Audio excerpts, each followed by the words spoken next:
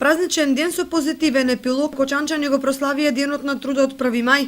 Дождот и ниските температури не беа никаква пречка за упорните, кои оваа година ги наполнија викендичките, рестораните и излетничките места во околината.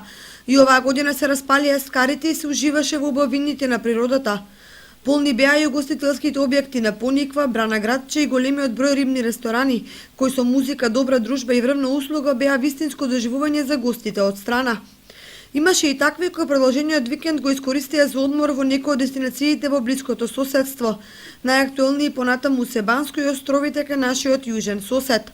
Неминовно е да се спомене дека сосем изненадувачки е што вчерашното првомајско празнување во регионов помина во мирна и весела атмосфера, за разлика од лани, кога наместо со прослава се заврши кобно.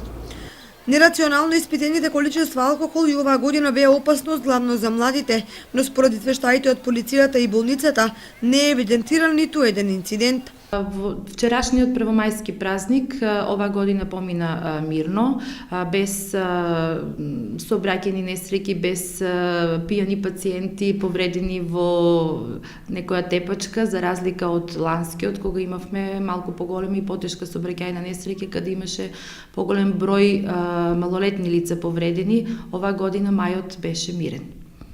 Уште една македонска традиција е успешно реализирана, ако за повеќето овој ден е синоним за вкусна скара и дружба во природа.